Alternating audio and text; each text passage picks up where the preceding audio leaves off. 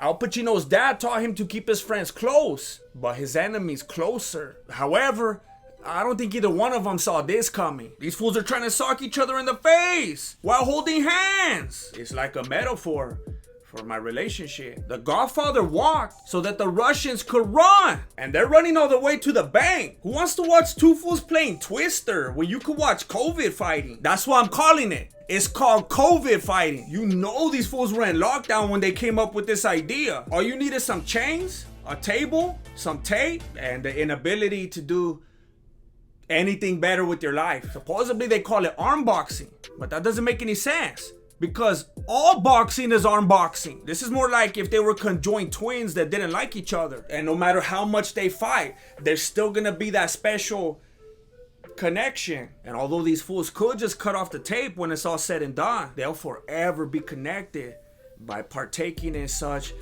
a stupid activity together. But we also have to respect the fact that they're just doing what we really all want deep down inside. They're not running away from each other, hugging each other, emoting when they should be capitalizing. They're fighting like if they were in a phone booth. Matter of fact, some fools are actually doing that right now. And this isn't a kind of situation where there's a dispute over hugging a phone or anything like that.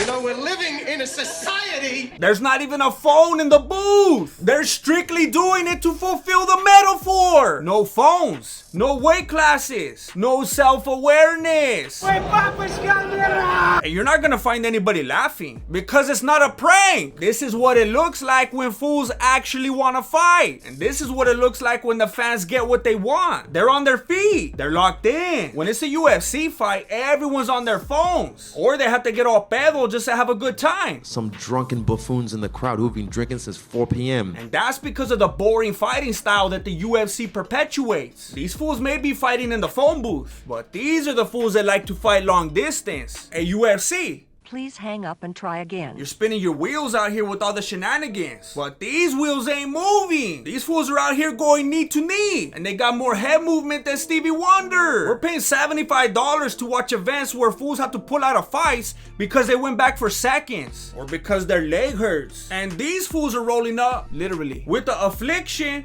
that you can't buy in stores. Wheelchair boxing is sweeping the street beefs. It's become so popular that even Mike Tyson's gonna do it. Conor McGregor was gonna do it too, because he can't grapple and he can't take leg kicks. But then something really important came up and he had to cancel. But we don't even need to hold our breath for these fools, because the homies are already putting in work. And they're not point fighting, they're sitting their ground. And even if they change their minds and they wanted to roll away, these fools ain't gonna let them. But maybe this is too much aggression for you. Maybe you like a different kind of fighting. Maybe you want to see the wheels move when these fools are fighting. Apparently they do that too. They got these gyms on rims where the fools get in the ring and roll all over the place. So there's something for everybody. However, I think they need to make the rules more across the board for everyone. Wheelchair boxing is a pretty new thing, so the rules aren't really set in stone yet. For example, it should probably be a rule that both fools are in a wheelchair. The wheelchair should be the same so that you don't get fools cheating with the lowriders. And I think it's fair to say that both of them should actually need to be in a wheelchair. If we've learned anything from wheelchair boxing, it's that fools should quit being lazy and stay out of the handicap spots if you don't really need them. Trucha. It's like I said that one time on Twitter. If you park in the handicap spot because you're gonna be real quick, then someone should make you handicap real quick. I will find you, and I will kill you. After seeing two fools on stools go at it like that, it feels like a slap in the face to watch a privileged bodied individual not even willing to engage. Serio? I'd rather watch two fools just straight up slap each other in the face. Because of all the bureaucracy and whatnot in the more mainstream promotions, it's very few and far between that you get to see clean strikes like this. And when you do, there's no power behind them. This fool slaps harder than my SoundCloud, and my SoundCloud slaps hard. My flow goes deep like the ocean. It burns so hard, grab the lotion. I might hit the 3-wheel motion, cause I'm sipping on this green tea potion. Look at that fool's eyes. He made him believe. That fool just got slain in the spirit without a single biblical reference to justify such a practice. He started sowing a seed the very next day. If you're not a giver, you're a loser. Show it with your gift.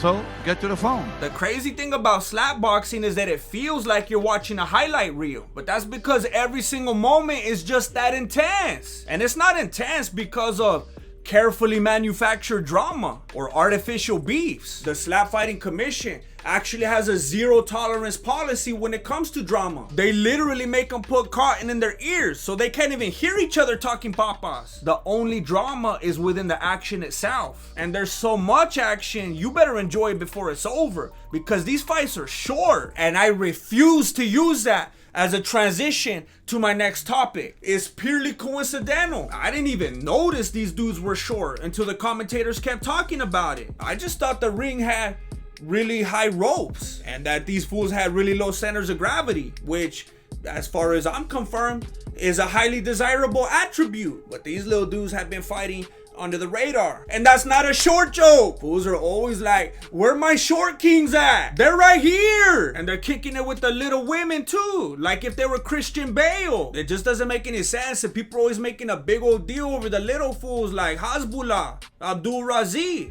or Demetrius Johnson, when these fools have been putting in work, from the trainers all the way to the fans. There's no shortage of their importance within the fight community, and there's no shortage of action. It's high paced because the rounds are short, and they have to slug it out from short range because of physics. You better not sell these fools short because they're stronger than you.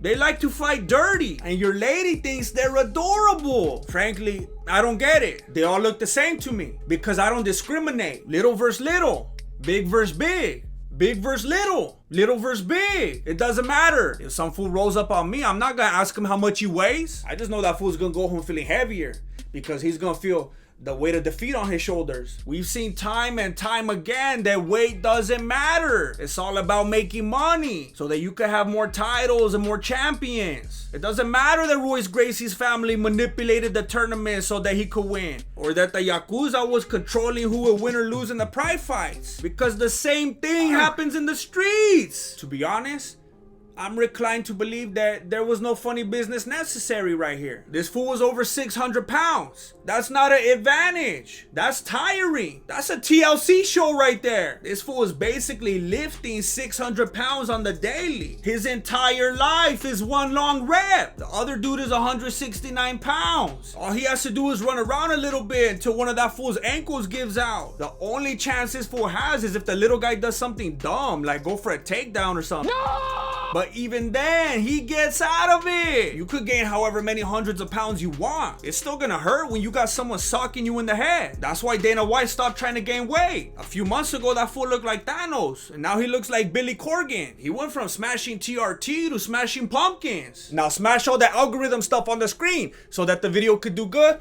and I can make another one.